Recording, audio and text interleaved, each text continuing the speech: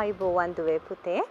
අදත් අපි සම්බන්ධ වෙලා සිටින්නේ ගුරුගෙදර අධ්‍යාපන වැඩසටහන සමගයි. ඉතින් 12 ශ්‍රේණිය කෘෂි විද්‍යාව විෂය නිර්දේශයේ යටතේ ඇති පාංශු සෞඛ්‍ය කළමනාකරණය නිපුණතාවයේ යටතේ ඇති 3-5 සහ 3-6 නිපුණතා මට්ටම් යටතේ අපි කතා කරන්න බලාපොරොත්තු වෙනවා. එනම් පාංශු සෞඛ්‍ය හා ගුණාත්මක භාවය කෙරෙහි බලපාන පාංශු රසායනික ලක්ෂණ පිළිබඳ. ඉතින් දුවේ පුතේ මේ සමගම ඔබට හැකියාව ලැබෙනවා පහත සඳහන් ඉගෙනුම් ඵල ලබා ගන්න. අපි කතා කරමු මෙම ඉගෙනුම් ඵල යටතේ ඔබට හැකියාව ලැබෙනවා පාංශු රසායනික ලක්ෂණ භෝග වගාවට බලපාන්නේ කොහොමද? පාංශු pH අගය, ලවණතාවය හා භෂ්ම සංතෘප්තිය නිර්ණය කරන ආකාරය, ඒ වගේම පාංශු සෞඛ්‍ය රැකෙන ආකාරයට පසෙහි අපි කතා කරපු ඒ රසායනික ලක්ෂණ කළමනාකරන ආකාරය විස්තර කරන ආකාරයත් සාකච්ඡා කරන්න පටන් ගමු. මම කැමති මේ වෙලාවට ඔබට ඉස්සර වෙලාම ඉදිරිපත් කරන්න මොනවද පාංශු රසායනික ලක්ෂණ කියලා. අපි දන්නවා පසෙහි සිදුවන යම්කිසි රසායනික පරිවර්තනයක් හේතු කොටගෙන තමයි පසේ අපි කතා කරන මේ රසායනික ගති ලක්ෂණ ඇති වෙන්නේ. මේකට ප්‍රධාන වශයෙන්ම බලපාන්නේ පාංශු කලිල. පාංශු කලිලය නිර්වචනය කළොත් විෂ්කම්භයෙන් ඉතා කුඩා ප්‍රමාණාත්මකව අපි කතා කරොත් මිලිමීටර් 0.02ට වඩා අඩු පෘෂ්ඨ ක්ෂේත්‍රඵලය අධික ජලය තුල අවලම්බනය වන අංශු තමයි කලිල කියලා හඳුන්වන්නේ. සේනන් දුවේ පුතේ අපි බලමු පාංශු කලිලයක් කියන්නේ කුමක්ද කියලා. පාංශු කලිලයක් ආකාර දෙකක් තියෙනවා. එකක් තමයි කාබනික කලිල, උදාහරණ විදිහට හියුමස් අංශු, සහ අකාබනික කලිල. උදාහරණ විදිහට අපිට අකාබනික කලිල වලට මැටි අංශු ගන්න පුළුවන්. අපි මේ දෙක අතර වෙනස්කම් කතා කරොත් අකාබනික කලිලයක් ස්ථායි. ඒ වගේම අස්පටික රූපී නිශ්චිත ව්‍යුහයක් තියෙන කලිලයක් තමයි අපි අකාබනික කලිල කියලා හඳුන්වන්නේ. නමුත් කාබනික කලිල ස්ථායි ඵලයක් නොවේ. එසේ වන්නේ කාබනික ද්‍රව්‍ය තවදුරටත් වියෝජනය වෙමින් පවතින අතරමැදි ඵලයක් නිසා තමයි අපි කාබනික අංශු අස්ථායි ඵලයක් කියලා කියන්නේ. ඒ වගේම කාබනික කලිලවලට නිශ්චිත ව්‍යුහයක් නැහැ. ස්පටික රූපී ආකාරයක් වෙනවා. ඉතින් දුවේ පුතේ මම ඔබට පෙන්වන්නම් හියුමස් අංශු.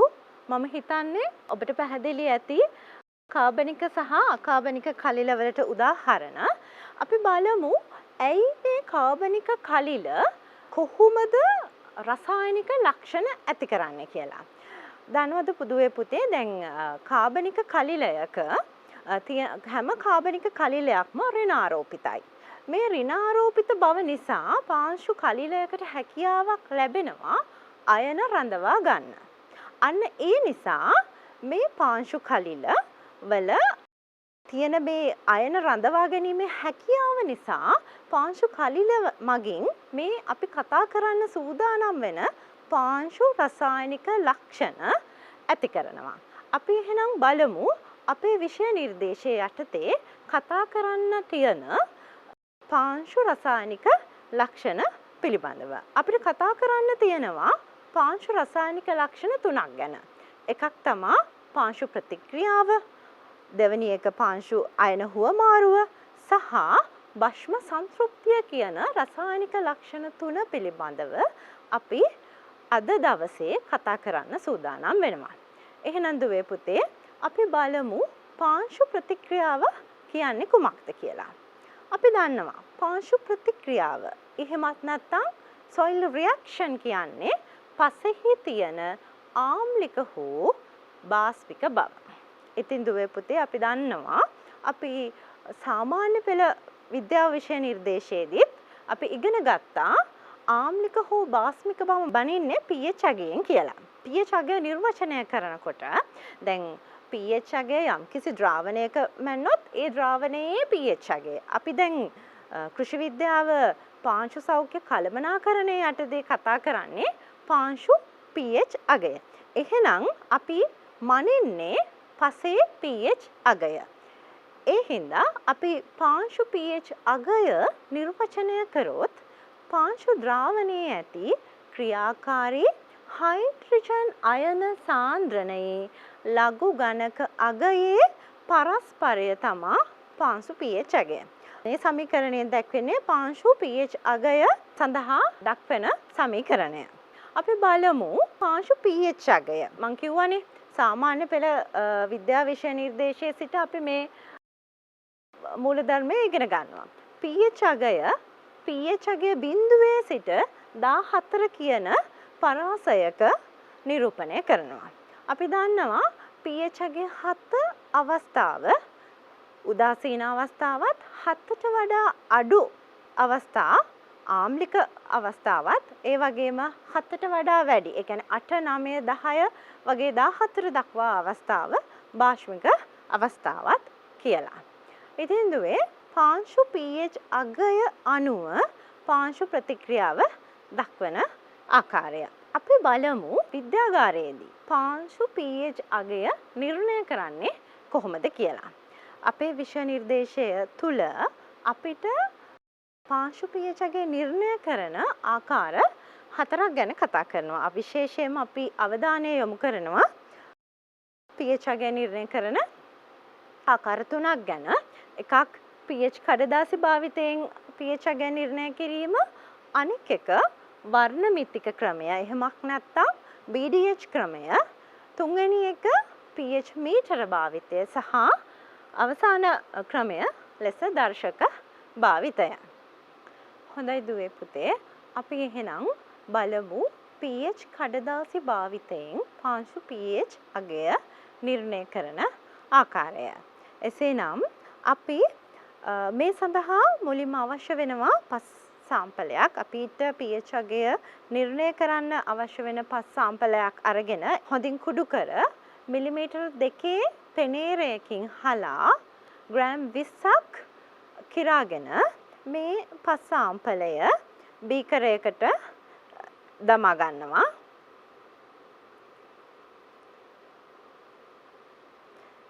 ඊළඟට අපි මේ පස් සාම්පලයට මිලිලීටර් 100ක ආසූත ජලය එකතු කරනවා.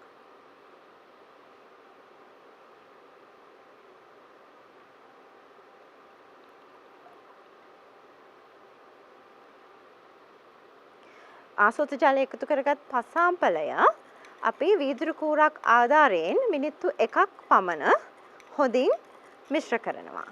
එසේ මිශ්‍ර කර අපි මේ පස් සාම්පලය විනාඩි 5ක් පමණ නිශ්චලව තියනවා. විද්‍යාගාරයේදී අපි එසේ කළාට මම ඒ විදිහට සකසාගත්, ඒ කියන්නේ විනාඩියක් පමණ මිශ්‍ර කර විනාඩි 5ක් නිශ්චලව තබාගත් පාංශු සාම්පලයක් රැගෙන ඇවිත් තියෙනවා.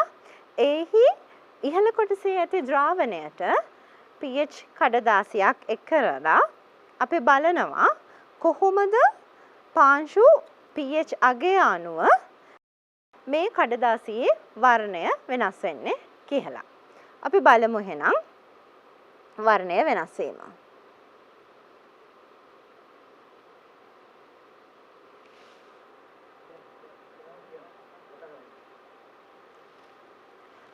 හොඳයි දුවේ පුතේ.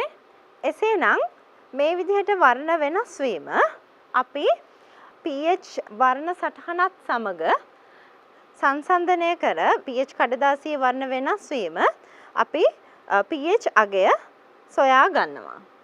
මේ තියෙන්නේ එයට ඊ타ත්ම ආසන්නයෙන් යන වර්ණය. ඔබට පේනවා ඇති එහි සඳහන් වන ආකාරයට මේ සාම්පලයේ pH අගය 7 ලෙස එනම් උදාසීන අවස්ථාවේ පවතිනවා කියලා අපිට නිර්ණය කරගැනීමේ හැකියාවක් තියෙනවා.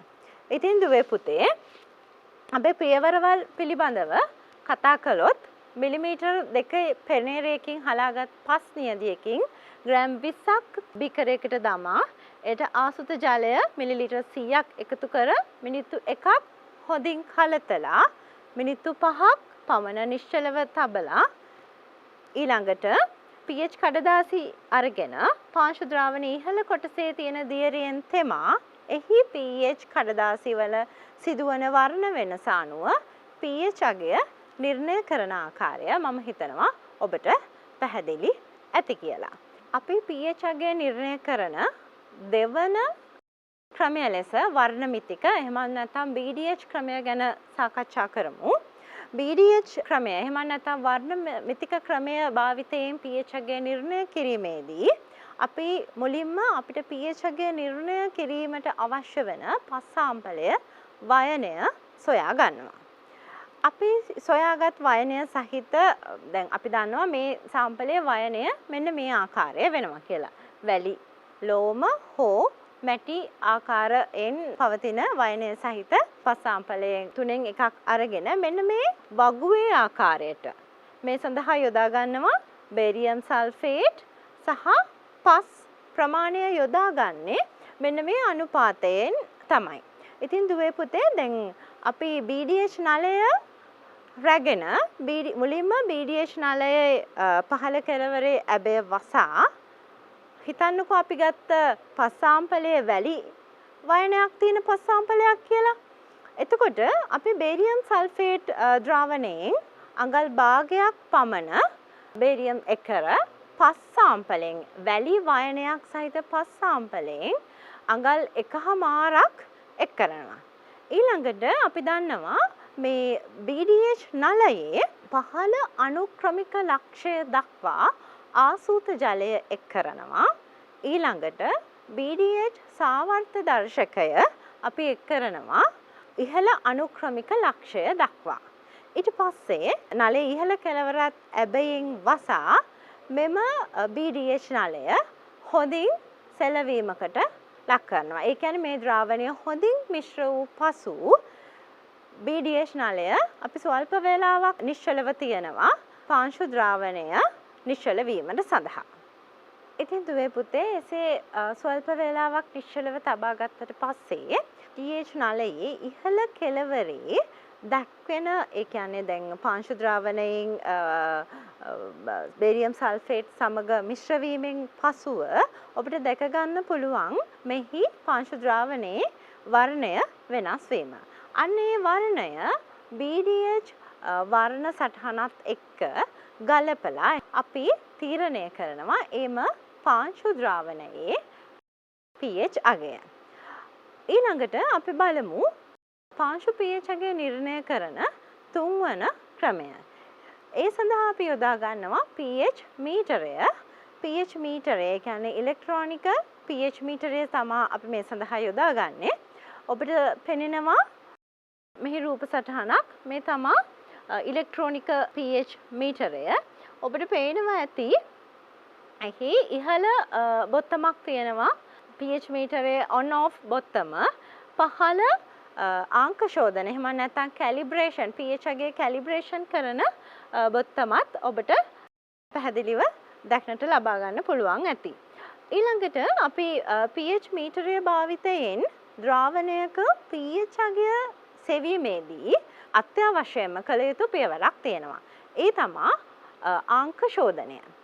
ආංක ශෝධනය කරනකොට අපි අනිවාර්යයෙන්ම මේ pH මීටරයේ ඉලෙක්ට්‍රෝඩය ආසූත ජලයෙන් සෝදලා අපි දන්නා ද්‍රාවණ තුනක්. ඒ කියන්නේ pH අගය දන්නා ද්‍රාවණ තුනක්. අපි මේ සඳහා pH අගය 4, 7 සහ 11 කියන ද්‍රාවණ යොදා ගන්නවා. අපි දැන් හිතන්නකෝ අපි මුලින්ම ගත්ත pH අගය 4 දක්වන ද්‍රාවණය.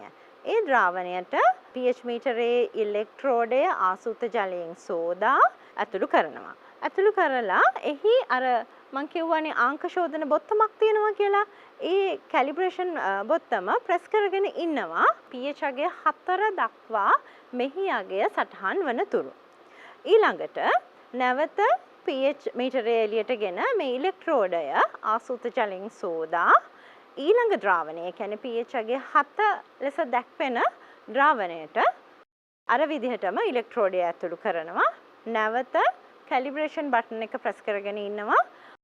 pH අගය pH මීටරේ, ඒ කියන්නේ දැන් මේ ද්‍රාවණයේ pH අගය 7 නම් 7 දක්වා පැමිණෙන තුරු. අන්න ඒ විදිහට pH අගය 11 කියන ද්‍රාවණයේත් pH අගය නිර්ණය කරනවා.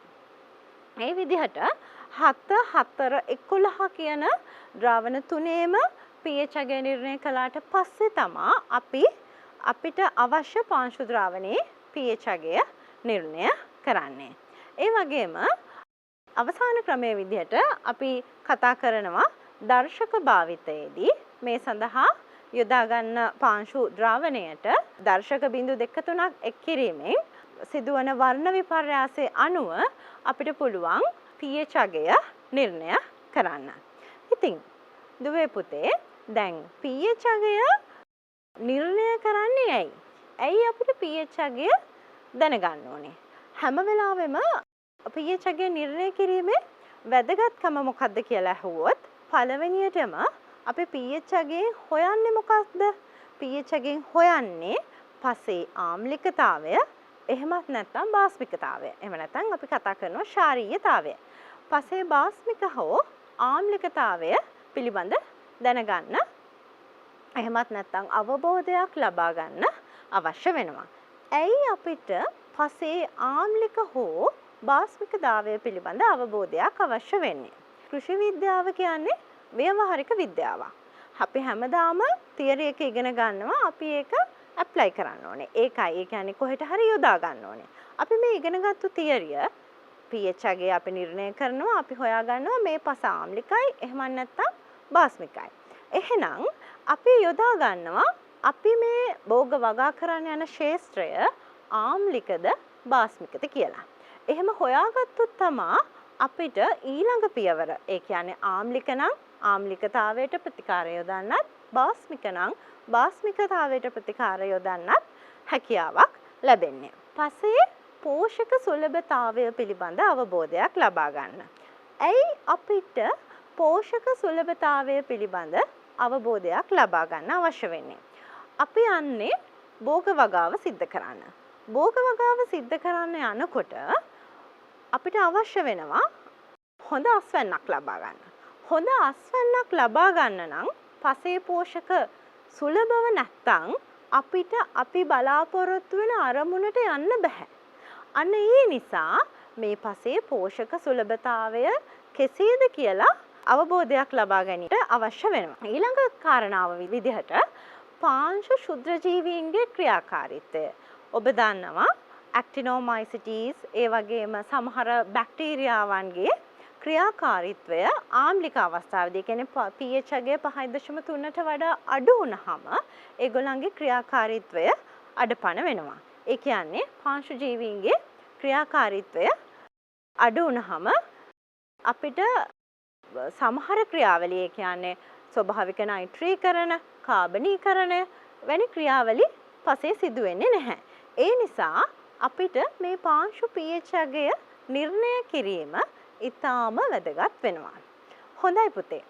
අපි දැන් කතා කරමු පාංශු ප්‍රතික්‍රියාව යටතේ මුලින්ම පාංශු ආම්ලිකතාවය කියලා. මොකක්ද මේ පාංශු ආම්ලිකතාවය කියලා කියන්නේ? පසේහි පවතින බාස්මික අයනවලට සාපේක්ෂව ආම්ලික අයනවල සුලභතාවය තමයි ආම්ලිකතාවය කියලා අපි හඳුන්වන්නේ. ඒ කියන්නේ පසේ තියෙන අපි දන්නවා බාස්මික අයන කැල්සියම්, මැග්නීසියම්, සෝඩියම් සහ පොටෑසියම් වගේ අයන. ඒ වගේම ආම්ලික අයන ගත්තොත් හයිඩ්‍රජන් අයන, ඇලුමිනියම් අයන වගේ දේවල් අපි ආම්ලික අයන වලට උදාහරණ දක්වන්න පුළුවන්. මෙන්න මේ කතා කරපු බාස්මික අයන වලට වඩා ආම්ලික අයන ප්‍රමාණය වැඩි නම් එම පස ආම්ලිකයි කියලා අපි හඳුන්වනවා. අපි බලමු එසේනම් පාංශු ආම්ලිකතාවයේ ඇති වෙන්න හේතුව මොකක්ද කියලා. පළවෙනිම හේතුව විදිහට අපිට ගන්න පුළුවන් අධික වර්ෂාපතනයත් සමග මේ බාෂ්මික කැටායන හොදාගෙන යනවා කියලා. දුවේ පුතේ ඔයගොල්ලෝ අහලා ඇති තෙත් කලාපයේ පස ආම්ලිකයි. මොකක්ද ඒකට හේතුව? අපි දන්නවා තෙත් කලාපයේ අධික වර්ෂාපතනයක් තියෙනවා. අධික වර්ෂාපතනයත් එක්ක ජලයෙන් ඊටම සංතෘප්ත වුණාම මේ පසේ තියෙන ජලය පහළට හොඳින් ක්ෂරණය වෙනවා. ඒ වගේම පසේ තියෙන පාංශු කලිලවල තියෙන කැල්සියම්, මැග්නීසියම්, පොටෑසියම් වගේ අර මම ඉස්සෙල්ලා කතා කරපු බාස්මික අයන අර ජලය අයනීකරණයෙන් ලැබෙන හයිඩ්‍රජන් අයන මගින් එහෙම නැත්නම් අම්ලකාරක අයන මගින් විස්ථාපනය කරනවා. අන්න ඒ විස්ථාපනය කරාට පස්සේ මොකද වෙන්නේ? අර කැල්සියම්, මැග්නීසියම් අයන අර වර්ෂා ජලයත් එක්ක පහළට ක්ෂරණය වෙනවා. එතකොට අර අම්ලකාරක අයන තමයි පසෙහි ඉතුරු වෙන්නේ. අන්න ඒ නිසා අධික වර්ෂාපතනයේ තියෙන තෙත් කලාපයේ පස ආම්ලික වෙනවා. අන්න ඒක තමයි පළවෙනි කාරණය. ඊළඟට ගත්තොත් කාබනික ද්‍රව්‍ය වියෝජනය. අපි දන්නවා උෂ්ණත්වය අඩු වෙනකොට කාබනික ද්‍රව්‍ය වියෝජනය ඉතා හිමින් සිද්ධ වෙන්නේ කියලා. ඉතා හිමින් සිදුවෙන මේ කාබනික ද්‍රව්‍ය වියෝජනයේදී හියුමික් ඇසිඩ්, ඇසිටික් ඇසිඩ් වගේ අම්ල පසට එකතු වෙනවා. මේවැනි අම්ල පසට එකතු වීම නිසා පස ආම්ලික වෙනවා. ඊළඟ කාරණාව විදිහට අපි කතා කරනවා දීර්ඝ කාලයක් අඛණ්ඩව භෝග වගා කිරීම. දීර්ඝ කාලයක් අඛණ්ඩව භෝග වගා කරනකොට පසේ තියෙන කැල්සියම්, ඒ කියන්නේ පාංශු කලිල වල තියෙන කැල්සියම්, මැග්නීසියම්, පොටෑසියම් වගේ අයන භෝග ශාක මගින් අවශෝෂණය කරගන්නවා පෝෂක විදිහට. අන්න එතකොට පාංශු කලිලවල හයිඩ්‍රජන් අයන පමණක් ඉතිරි වීම නිසා පස ආම්ලික වෙන්න පුළුවන්. අනික් කාරණාව විදිහට අපි කතා කරමු රසායනික පොහොර දීර්ඝ කාලයක් භාවිතා කිරීම. රසායනික පොහොර පසට දීර්ඝ කාලයක් එකතු වෙනකොට දැන් පස තුලදී මේ ඇමෝනියම් සල්ෆේට්, ඇමෝනියම් සහ සල්ෆේට් අයන ලෙස විඝටනය වෙනවා. අපි දීර්ඝ කාලීනව මේ විදිහට පසට එකතු කරනවා. ඒ සමගම අපි ජල සම්පාදනය කරනවා. මේ ජලය අයනීකරණය වෙලා හයිඩ්‍රජන් සහ හයිඩ්‍රොක්සිල් අයන බවට විඝටනය වෙනවා. එතකොට මේ කියන හයිඩ්‍රජන් අයනත් එක්ක මේ සල්ෆේට කාණ්ඩය එකතු වෙලා හදනවා සල්ෆියුරික් අම්ලය. පස තුල සල්ෆියුරික් අම්ලය එකතු වීම නිසාත් පස ආම්ලික වෙනවා. අනික් කාරණාව විදිහට අපි ගත්තොත් අම්ලවැසි ඇති වෙන්නේ දැන් කාර්මික ප්‍රදේශවල වායු ගෝලයට නිදහස් වෙන නයිට්‍රජන් ඩයොක්සයිඩ්, සල්ෆර් ඩයොක්සයිඩ් වගේ වායුන් වර්ෂා ජලයේ දිය වෙලා පසට එකතු වෙනවා. ඒ වැසි අපි හඳුන්වනවා අම්ල වැසි කියලා. එතකොට මේ අම්ල වැසි දීර්ඝ කාලීනව පසට ලැබීම නිසාත් අපේ පස ආම්ලික වෙන්න පුළුවන්. ඉතින් පුතේ අපිට මේක ගැටලුවක්. අපි දන්නවා දැන් පසක් ආම්ලික වුණාම භෝග වගාවට ගැටලුවක්. අපේ කෘෂිකාර්මිකව තියෙන ප්‍රධාන ගැටලුවක් තමයි ආම්ලික පස. මොකක්ද පළවෙනි ගැටලුව විදිහට අපි දකින්නේ භෝග වර්ධනය දුර්වල වෙනවා, අස්වැන්න අඩු වෙනවා. අපි දන්නවා භෝග ශාකවලට ප්‍රශස්ත pH අගයක් නැතිනම් ශාක වර්ධනය දුර්වල වෙනවා. වර්ධනය දුර්වල වුණාම ඍජුවම එය බලපාන්නේ භෝග අස්වැන්න සඳහා. ඊළඟට අපි බලමු දෙවැනි ගැටලුව මූල පද්ධතියට විෂ සහිත තත්ත්වයක් ඇති වෙන්න පුළුවන්. සමහර අවස්ථාවල් තියෙනවා මූල පද්ධතියට මේ විෂ රසායනික ද්‍රව්‍ය ප්‍රතිරෝධීතාවයක් ඇති වෙනවා. අන්න එවැනි අවස්ථාවලදී මේ එකතු වෙන විෂ රසායනික ද්‍රව්‍ය මූල පද්ධතියට විෂ සහිත වෙන්න පුළුවන්. තවත් එකක් තමයි ශාකවලට විෂ වීම. දැන් පසේ මැංගනීස් අයන ඒ වගේම ෆෙරික් අයන, ෆෙරස් අයන එකතු වීම නිසා භෝග ශාකවල තියෙන මූල කේශ මගින් මේවා වැඩිපුර අවශෝෂණය වෙනවා. අන්න එතකොට ශාක විෂ වීම ඇති වෙන්න පුළුවන්. උදාහරණ විදිහට ෆෙරික් අයන විෂ වීම සහ මැංගනීස් විෂ වීම දක්වන්න පුළුවන්. ඒ වගේම ඊළඟ කාරණාව විදිහට ඊළඟ ගැටලුව විදිහට අපිට දක්වන්න පුළුවන් පෝෂක ඌනතා ඇතිවීම. දැන් මම කිව්වා කැල්සියම්, මැග්නීසියම්, පොටෑසියම් සහ සෝඩියම් අයන භෝග ශාක මගින් අවශෝෂණය කිරීම නිසා පස තුල පෝෂක ඌනතා ඇති වෙන්න පුළුවන්. ඊළඟට ඒ වගේම කැල්සියම්, මැග්නීසියම්, පොටෑසියම් විතරක් නෙමෙයි පසේ ලබාගත හැකි ෆොස්ෆරස් අයන වලටත් අපිට ඌනතාවයක් ඇති වෙන්න පුළුවන්. අනෙක් ගැටලුව තමයි හිතකර ශුද්ධ ජීවීන්ගේ ක්‍රියාකාරීත්වය අඩාල වෙන්න පුළුවන්. ප්‍රශස්ත pH අගයක් තිබුණොත් තමයි ශුද්ධ ජීවීන්ගේ ක්‍රියාකාරීත්වය ඒ ආකාරයෙන්ම සිද්ධ වෙන්නේ. ඉතින් දුවේ පුතේ දැන් උදාහරණයක් විදිහට ගත්තොත් එහෙම ඇක්ටිනෝමයිසිටිස් වගේ බැක්ටීරියාවන් pH අගය 5.3කට වඩා අඩු වුණොත් ශුද්ධ ජීවීන්ගේ ක්‍රියාකාරීත්වය අඩපණ වෙනවා. අන්න ඒ නිසා පසක් ආම්ලික වුණාම මෙන්න මේ කියන කෘෂිකාර්මිකව ගැටලු ඇති වෙන්න පුළුවන්. එහෙනම් දුවේ පුතේ අපි බලමු දැන් මේ විදිහට ආම්ලික වෙච්ච පසක් අපි යථා තත්ත්වයට පත් කරගන්නේ කොහොමද කියලා. එකක් තමයි මේකෙදි අපි කරන්නේ පසට හුණු ද්‍රව්‍ය එකතු කිරීම.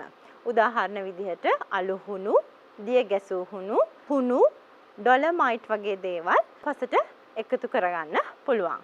උදාහරණයක් විදිහට කැල්සියම් හයිඩ්‍රොක්සයිඩ් පසට එකතු වුණාම කැල්සියම් සහ හයිඩ්‍රොක්සිල් අයන බවට මේ කැල්සියම් හයිඩ්‍රොක්සයිඩ් විඝටනය වෙනවා. එතකොට ඔයගලන්ට පේනවා ඇති පාංශු කලිලවල තියෙන මේ හයිඩ්‍රජන් අයන, පොටෑසියම් අයන, සෝඩියම් අයන වගේ පාංශු කලිලවලට අධිශෝෂණය වෙලා තියෙන ස්ථානවලට අර පාංශු ද්‍රාවණයේ ඇති කැල්සියම් අයන මගින් අර කියන පාංශු කලිලවල තියෙන හයිඩ්‍රජන් අයන විස්ථාපනය කරනවා. එහෙම කරලා අර කැල්සියම් අයන එම ස්ථානවලට අධිශෝෂණය වෙනවා. එතකොට පාංශු ද්‍රාවණයට එකතු වෙන මේ හයිඩ්‍රජන් අයන දැන් ඒ වගේම තමයි දැන් පසේ ජලය අයනීකරණය වෙලත් පසට හයිඩ්‍රජන් අයන එකතු වෙනවා.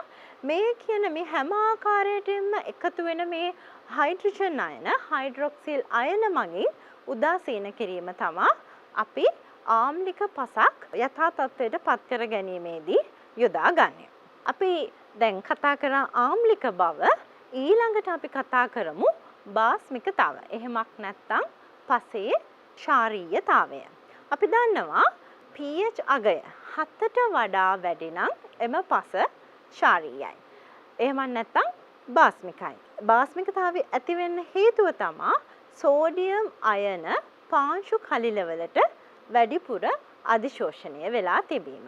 පාංශු ශාරීයතාවය නිර්වචනය කරොත් කිසියම් පසක කලිල සංකීර්ණයේ පවතින හුවමාරු විය හැකි මුළු කැටායන ප්‍රමාණයේ 15%කට වඩා සෝඩියම් අයන අන්තර්ගත වෙනවා නම් එම පස ශාරීය පසක් කියලා අපි හඳුන්වනවා.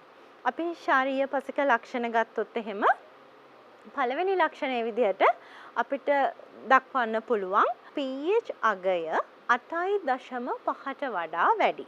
අනෙක් ලක්ෂණය විදිහට විද්‍යුත් සන්නායකතාවය සෙන්ටිමීටරයට මිලිමෝස් 4ක් හෝ මීටරයට ඩෙසිසීමල් 4කට වඩා අඩුයි.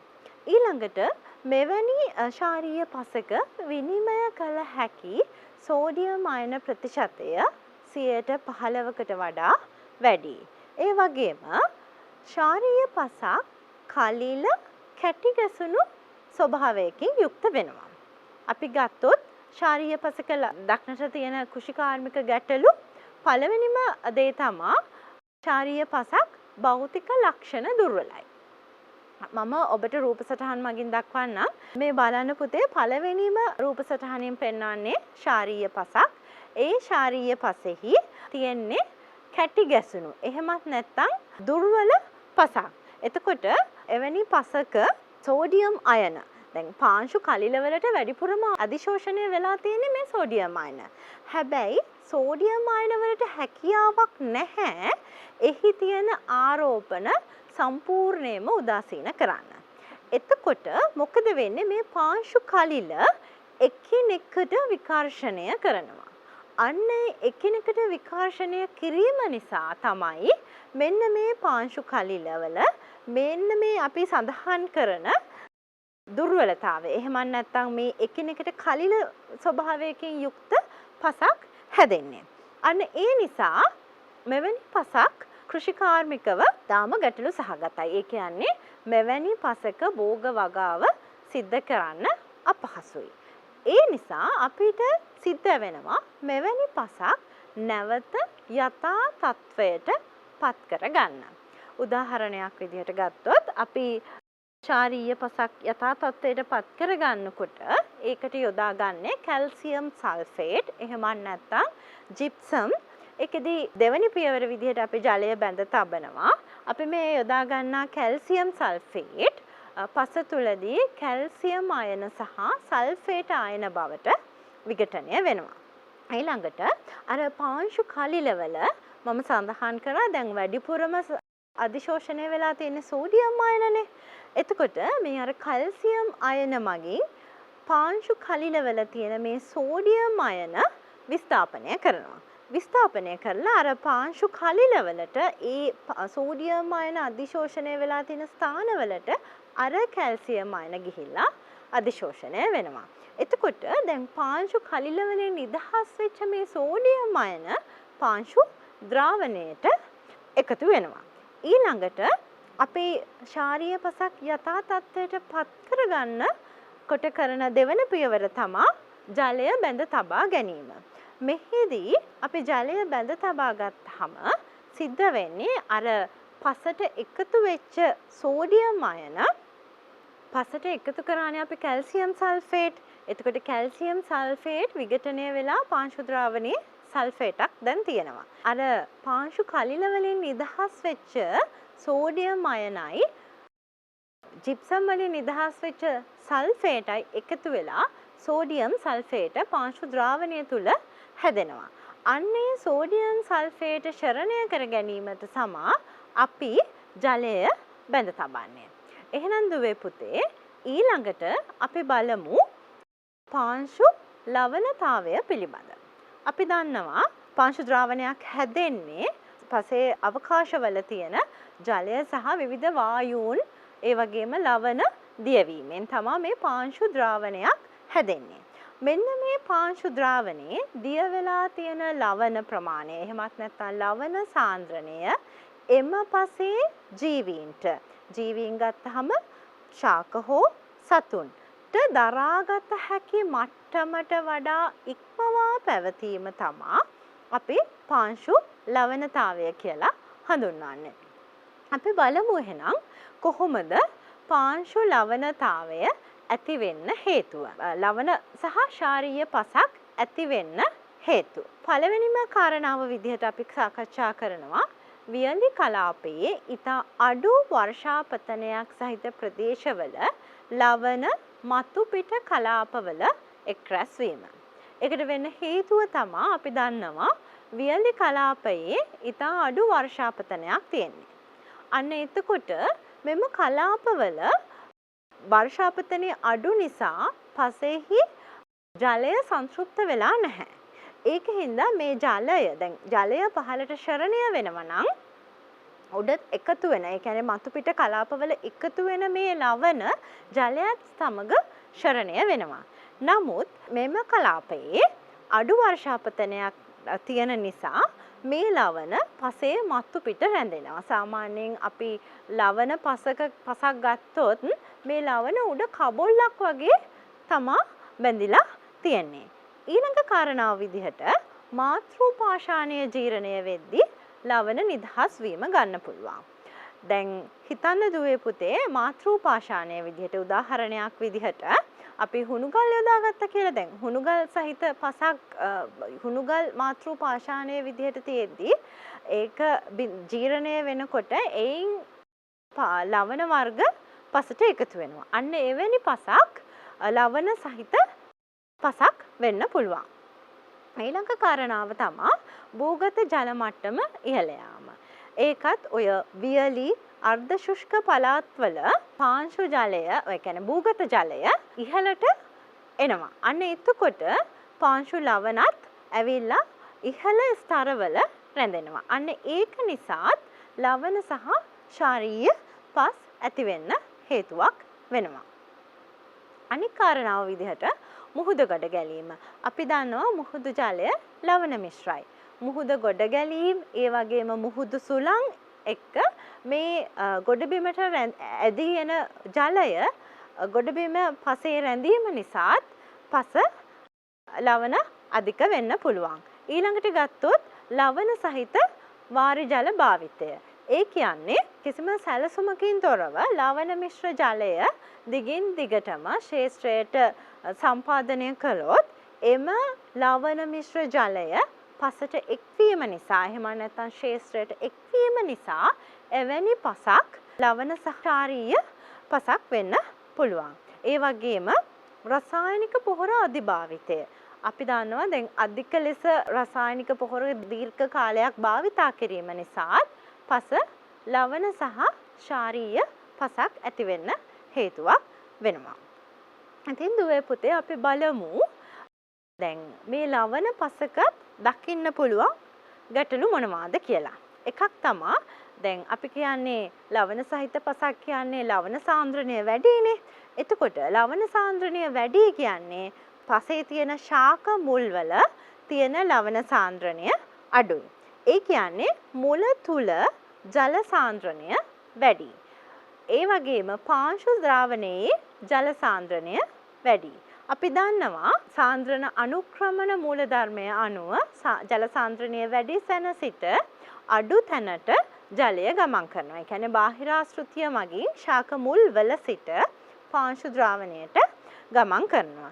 අන්න එතකොට මොකද වෙන්නේ? ශාක මුල් තුල ලවණ සාන්ද්‍රණය ඊටාම අධික වීම නිසා ලවණ විෂ වීම සිද්ධ වෙන්න පුළුවන්. ඒ වගේම පුතේ ජලය මේ විදිහට බාහිරාශෘතිය මගින් ඉවත් වීම නිසා ශාකය තුල ජල ඌනතාවයක් ඇති වෙන්න පුළුවන්. අන්න ඒ නිසා ශාක මිය යන්න පුළුවන්. ඊළඟ කාරණාව විදිහට පසේ මතු පිට ස්තරයේ ලවණ එක්රැස් වෙලා කබොල්ලක් වගේ හැදෙනවා. මෙන්න මේ විදිහට කබොල්ලක් වගේ හැදුනහම අපි දන්නවා මතු පිට පසෙහි කබොල්ලක් වගේ හැදිලා තියෙනවා නම් පසෙහි භෞතික ලක්ෂණ දුර්වල වෙනවා. මේ සියලුම කාරණා හින්දා තමයි අපිට භෝග වගා කිරීම අපහසු වෙන්නේ. ඉතින් දුවේ පුතේ අපි බලමු ඊළඟට මේ අපි කතා කරපු ලවණ පසක් කොහොමද යථා තත්වයට පත් කරගන්නේ කියලා. මෙන්න මේ ක්‍රියාවලියේදී අපි ක්‍රම තුනක් යටතේදී ලවණතාවය ඉවත් කිරීම පිළිබඳ සාකච්ඡා කරනවා. පළවෙනි කාරණාව විදිහට අපි කරන්නේ පස සංතෘප්ත වෙන තුරු ජලය සපයලා එය ගැඹුරු වෑසීමකට ලක් කරනවා. අපි දන්නවා ගැඹුරු වෑසීමත් එක්කම පස තුල එක්රැස් වෙන ලවණ පහළට ශරණය වීමක් වෙනවා. අන්න ඒක ආකාරයට අපිට පුළුවන් ලවණතාවය ඉවත් කරගන්න. දෙවන ක්‍රමයේ විදිහට ලවණතාවයට පත්වෙච්ච පසෙහි මම කිව්වා ලවණ පසක උඩ තුනී ස්තරයක් විදිහට කබොල්ලක් බැඳෙනවා කියලා. අන්න මේ තුනී ස්තරය සූරලා ඉවත් කිරීමෙනුත් අපිට ලවණතාවය ඉවත් කරගන්න පුළුවන්.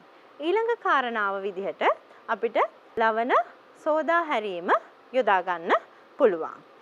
හොඳයි දුවේ පුතේ. එහෙනම් අපි කතා කරමු දෙවන පාංශු රසායනික ලක්ෂණය වෙන අයන හුවමාරුව. අපි බලමු මොකක්ද මේ අයන හුවමාරුව කියලා. පාංශු ද්‍රාවණයේ ඇති අයන සහ කලිල සංකීර්ණයේ අධිශෝෂණය වෙලා තියෙන අයන අතර හුවමාරුව තමා අයන හුවමාරුව. එසේනම් දුවේ පුතේ අපි බලමු අයන හුවමාරුවේ වැදගත්කම. පළවෙනි කාරණාව විදිහට අපි පසේ සාරවත් බව සඳහා මෙම අයන හුවමාරුව වැදගත් වෙනවා. අපි දන්නවා පසට පෝෂක එකතු කරාම පසට පෝෂක එකතු කිරීම පමණක් ප්‍රමාණවත් වෙන්නේ නැහැ. පසට පෝෂක එකතු වුණාම එකතු කළාට පස්සේ අයන හුවමාරුව තිබුණේ නැත්නම් පසෙහි තියෙන අපි වගා කරලා තියෙන භෝගයට මේ පෝෂක අවශෝෂණය කරගැනීමේ හැකියාවක් නැහැ. ඒ කියන්නේ දැන් හිතන්නකෝ අපි පසට පෝෂක එකතු කරාම ඒ පෝෂක වලින් කැල්සියම්, මැග්නීසියම්, පොටෑසියම් වගේ අයන පසට එක් වෙනවා. අන්න එතකොට මෙම පෝෂක පසේ මූල පද්ධතියෙන් පහළට ශරණය වුණොත් මේ භෝග ශාකයට අවශෝෂණය කර ගැනීමේ හැකියාවක් නැතිව යනවා. අන්න ඒ නිසා ඒ මූල පද්ධතිය ආසන්නයේ තියෙන පාංශු කලිල මගින් මේ අයන හුවමාරු කරලා අධිශෝෂණය කරගන්න ඕනේ මේ භෝග සඳහා අවශෝෂණය කරගන්න නම්. අන්න ඒ නිසා අයන හුවමානුව පසේ සාරවත් භාවයට ඊටම වැදගත් වෙනවා. දෙවන කාරණාව විදිහට අපි බලමු අයන හුවමාරුවේ වැදගත්කම ලෙස දක්වන්න පුළුවන් ආම්ලිකතාවය සහ ක්ෂාරීයතාවය නිවැරදි කරන්න. පසක මේ පාංශු කලිල අතර මේ අයන හුවමාරුව සිදු වුණේ නැත්නම් අර මම කිව්ව විදිහට ආම්ලික පසක් යථා තත්ත්වයට පත් කරගන්නවත් බාස්මික පසක් යථා තත්ත්වයට පත් කරගන්නත් හැකියාවක් ලැබෙන්නේ නැහැ. ඒ වගේම අපවිත්‍ර ජලය පිරිසිදු කිරීම. අපි ගත්තොත් දැන් අපවිත්‍ර ජලයේ කැඩ්මියම්, ලෙඩ් වගේ අයන අන්තර්ගත වෙලා තියෙනවා නම් පාංශු කලිල හරහා යැවීමේදී මේ කියපු ලෙඩ්, කැඩ්මියම් වගේ අයන අර පාංශු කලිලවල අයන හුවමාරුව මගින් අධිශෝෂණය වෙලා ජලය පිරිසිදු වෙනවා. ඉතින් පුතේ අපි ගත්තොත් මේ අයන හුවමාරු ආකාර දෙකක් තියෙනවා. එකක් කැටායන හුවමාරුව, අනෙක් එක ඇනායන හුවමාරුව. කැටායන හුවමාරුව ගත්තොත් පාංශු ද්‍රාවණයේ ඇති කැටායන හා පාංශු කලිල මත අධිශෝෂණය වෙලා තියෙන කැටායන අතර හුවමාරුව අපි කැටායන හුවමාරුව ලෙස හඳුන්වනවා.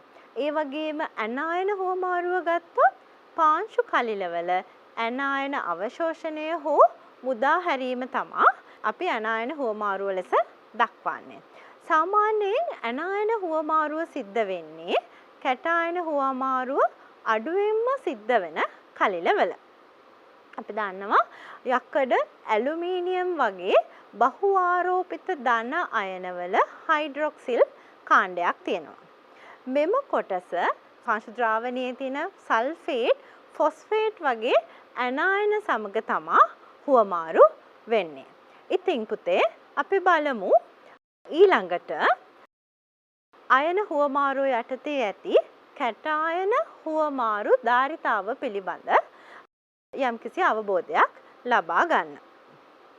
කැටායන හුවමාරු ධාරිතාව ගැන කතා කරනකොට අපි දන්නවා රූප සටහනේ මගිනුත් පැහැදිලි වෙන්න දක්වලා තියෙනවා පාංශු කලිලයේ තියෙන කැටායන පාංශු ද්‍රාවණයේ තියෙන කැටායන මගින් තමයි මේ විස්ථාපනය වෙන්නේ. එතකොට වියලිපස් දැන් කැටායන හුවමාරු ධාරිතාව කියන්නේ මොකක්ද කියලා ගත්තොත් වියලිපස් ඒකක බරක තියෙන හුවමාරු කළ හැකි කැටායන ප්‍රමාණය තමයි කැටායන හුවමාරු ධාරිතාව කියලා හඳුන්වන්නේ. අපි ඒකක ගත්තොත් 5 කිලෝග්‍රෑම් එකකට කැටායන සෙන්ටිමෝල් එහෙමත් නැත්නම් 5 ග්‍රෑම් 100කට මිලි සමක කියන ඒකකය තමයි අපි මෙහිදී යොදාගන්නේ. එහෙනම් දුවේ පුතේ අපි දැන් පාංශු රසායනික ලක්ෂණ දෙකක් ගැන කතා කරා. ඊළඟට තුන්වන පාංශු රසායනික ලක්ෂණය වෙන භෂ්ම සංතෘප්තිය පිළිබඳ අවබෝධයක් ලබා ගමු. මෙහිදී මෙම පාංශු රසායනික ලක්ෂණ කියන නිපුණතාවය යටතේ අපිට ප්‍රධාන වශයෙන්ම කතා කරන්න තියෙනවා භෂ්ම සංතෘප්ත ප්‍රතිශතය ගණනය කරන්න. දැන් අපි ගමු මෙහිදී භෂ්ම සංතෘප්තිය ප්‍රතිශතය කියන්නේ මොකක්ද කියලා අපි නිර්වචනය කළොත් කැටායන හුවමාරු සංකීර්ණයේ ඇති මුළු කැටායන ප්‍රමාණයට සාපේක්ෂව එහි ඇති භස්මකාරක කැටායන ප්‍රමාණය ප්‍රතිශතයක් ලෙස දැක්වූ විට එම අගය තමා භෂ්ම සංතෘප්ත ප්‍රතිශතය කියලා හඳුන්වන්නේ. දැන් අපි කතා කරොත් කැටායන ආකාර දෙකක් තියෙනවා. එකක් තමා අම්ලකාරක කැටායනත් භස්මකාරක කැටායනත්. දැන් අම්ලකාරක කැටායන ගත්තහම අපි දන්නවා හයිඩ්‍රජන් අයන සහ ඇලුමිනියම් අයන උදාහරණ ලෙස දක්වන්න පුළුවන්. ඒ වගේම භස්මකාරක කැටායන ලෙස කැල්සියම්, මැග්නීසියම්, සෝඩියම් සහ පොටෑසියම් අයන දක්වන්න පුළුවන්. ඊළඟට පුතේ ඔයගලන්ට පේනවා ඇති මේ භස්ම සංතෘප්ත ප්‍රතිශතය ගණනය කරන ආකාරය. මෙහි කැටායන හුවමාරු සංකීර්ණයේ ඇති මුළු කැටායන ප්‍රමාණය. මම කියවනේ කැටායනයක අම්ලකාරක සහ භස්මකාරක කැටායන දෙකම අධිශෝෂණය වෙන්න පුළුවන්. එතකොට මේ කැටායන හුවමාරු සංකීර්ණයේ තියෙන මුළු කැටායන ප්‍රමාණයට සාපේක්ෂව ඇති භස්මකාරක කැටායන ප්‍රමාණය තමා ප්‍රතිශතයක් විදිහට දක්වන්නේ. අන්න එතකොට තමා අපිට භස්ම සංතෘප්ත ප්‍රතිශතය ගණනය කරන්න පුළුවන් වෙන්නේ. අපි බලමු උදාහරණයක් අරගෙන කෘෂි විද්‍යා දරුවන් මම දන්නවා ගොඩක් වෙලාවට මෙම ගැටලුව වරද්දා ගන්නවා. දැන් අපි බලමු පසක කැටායන හුවමාරු ධාරිතාව කිලෝග්‍රෑමයට සෙන්ටිමෝල් 16ක් ලෙස අපිට ගැටලුවේ සඳහන් කරලා තියෙනවා. ඒ වගේම හුවමාරු විය හැකි ඇලුමිනියම් හා හයිඩ්‍රජන් අයන ප්‍රමාණයත් කිලෝග්‍රෑමයට සෙන්ටිමෝල් 4.2ක් ලෙස සඳහන් වෙලා තියෙනවා. ඉතින් දුවේ පුතේ අපි දන්නවා ඇලුමිනියම් හා හයිඩ්‍රජන් යන අයන දෙක දින්න පමණින්ම අපි දැනගන්න ඕනේ මේ අයන අම්ලකාරක කැටායනද එහෙම නැත්නම් භස්මකාරක කැටායනද කියලා සඳහන් කරන්න.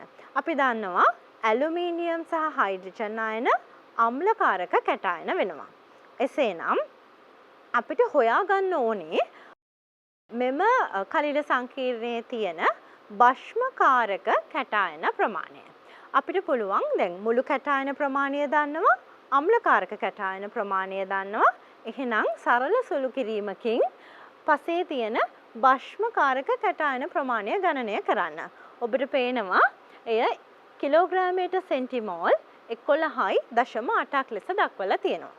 ඉතින් දුවේ පුතේ භස්ම සංතෘප්ත ප්‍රතිශතය ගණනය කරද්දී අපි දන්නවා මුළු කැටායන ප්‍රමාණය ඒ වගේම භස්මකාරක කැටායන ප්‍රමාණය ඒ ඇසුරෙන් අපිට එම පසෙයි භස්ම සංතෘප්ත ප්‍රතිශතය ගණනය කරන්න පුළුවන්. ඉතින් අපි සොයාගත්තු භස්ම කැටායන ප්‍රමාණය යොදාගෙන අපිට භස්ම සංතෘප්ත ප්‍රතිශතය මේ ආකාරයට ගණනය කරන්න පුළුවන්. එසේනම් කැටායන හුවමාරු ධාරිතාව කිලෝග්‍රෑමයට සෙන්ටිමෝල් 16ක් සහ අම්ලකාරක කැටායන ප්‍රමාණය කිලෝග්‍රෑමයට සෙන්ටිමෝල් 4.2ක් සහිත පසක භස්ම සංතෘප්ත ප්‍රතිශතය 73.7ක් ලෙස අපිට දක්වන්න පුළුවන්.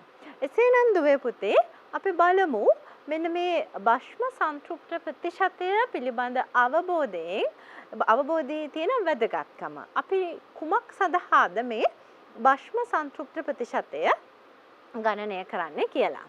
එකක් තමයි පාංශු ප්‍රතිකාර ක්‍රම පිළිබඳ තීරණය ගන්න.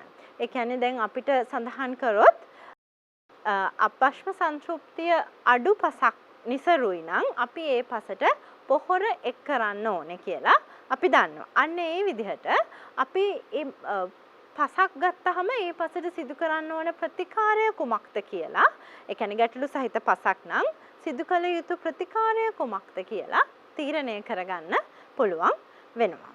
එසේනම් දුවේ පුතේ අදට අපි කතා කරා පාංශු රසායනික ලක්ෂණ පිළිබඳව.